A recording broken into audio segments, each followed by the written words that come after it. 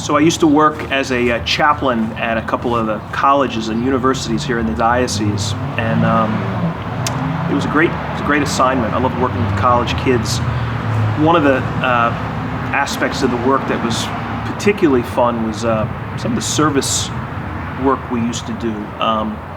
College kids, I think, sort of in general, just they have a big heart, and there's a desire on their part, almost instinctively, to want to serve.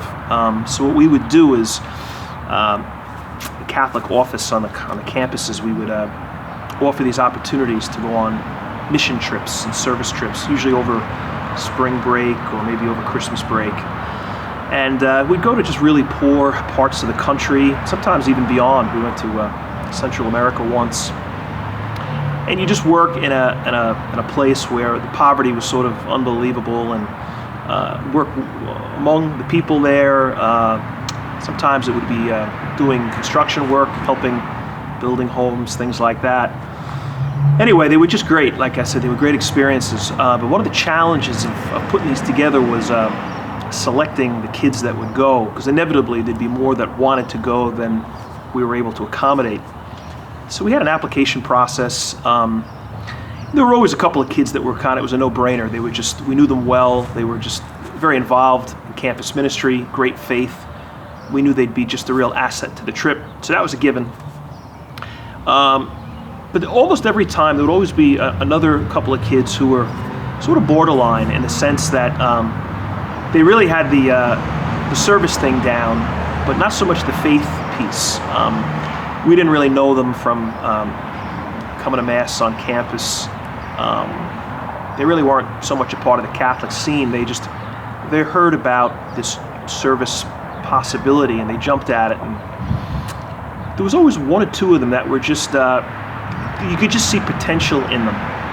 And in those cases, we'd say, let's bring them along, because the hope was things would click with them. We knew they'd be great with the service.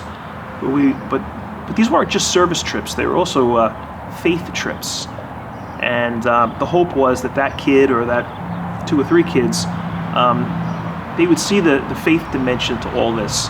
Namely, when we would come together for Mass every day, the hope was they'd see kind of the connection between what we were doing at the Eucharist and then what we were doing later that morning, building somebody's house. And most of the time it worked. Most of the time it was worth the gamble. The video here that we're going to ask you to take a look at is what's the Last Supper. It's the first Eucharist. And we kind of know the details of that one, but sometimes people don't realize there was another piece to the Last Supper, and it was when Jesus washed the feet of the disciples. This was really his final hours. You think about it. If you had to, if you knew your days were numbered or your hours were numbered, and you wanted to leave something for people to remember, something just most important, what would it be? What would you say to the people you care about? What would you want them to remember most? Jesus, it was this meal, and then it was washing feet. The Gospel of John tells us that he put on an apron, knelt down, and he washed the feet of the apostles. And it was a total symbol of, you need to be servants. You need to be people of service. But it was also at this Last Supper. So the point is kind of like, you can't have one with the other.